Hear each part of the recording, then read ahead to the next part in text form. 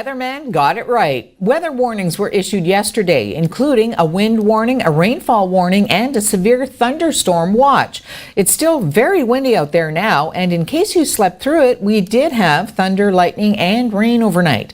A very strong cold front is moving through the region with northwesterly wind gusts of 90 to 100 kilometers an hour expected to develop behind that front.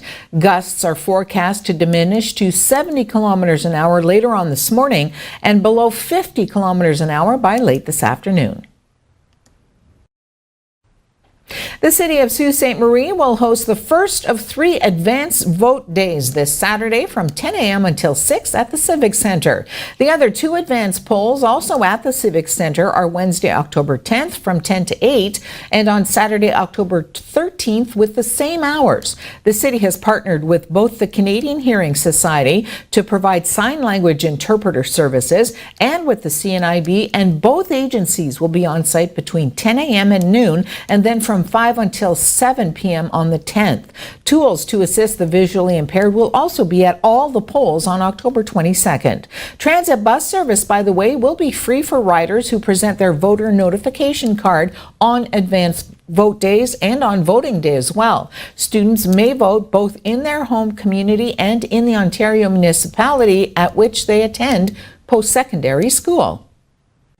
U.S. President Donald Trump vowed to make Canada pay after Prime Minister Justin Trudeau said he wouldn't be bullied in trade talks. Trump called Trudeau weak and dishonest. He threatened tariffs on cars and slapped them on steel. The unprecedented attacks on America's closest ally left a bitter taste, but Canadians mostly feel relieved after reaching a new trade agreement with Trump. Many said it could have been a lot worse. Canada avoided auto tariffs and maintained access to the all-important American market.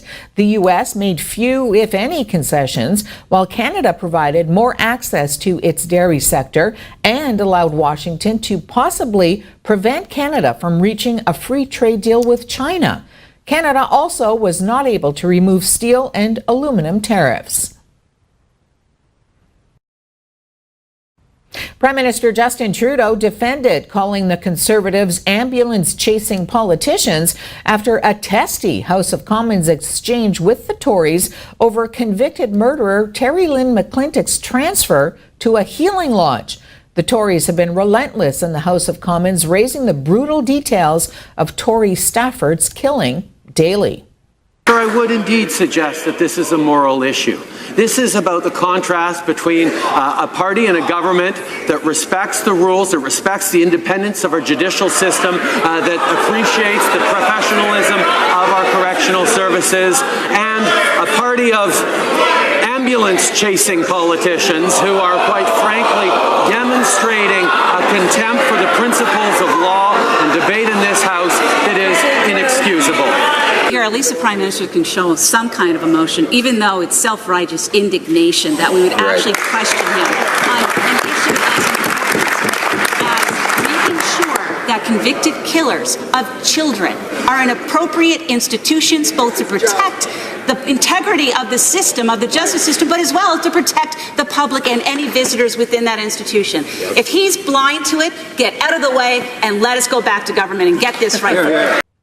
Official planning for Santa's arrival is underway. The Rotary Santa Claus Parade will welcome Mr. Claus to Sault Ste. Marie on Saturday, November 17th at 6 p.m. along Queen Street East. Local community groups, businesses, and schools who wish to join the spectacle can download a parade information package and application form. All you have to do is go to rotarysault.com.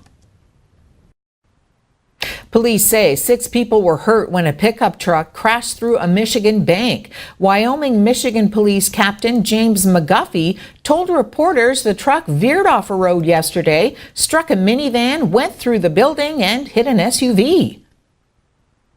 Through the bank, we searched the building completely, shut power off.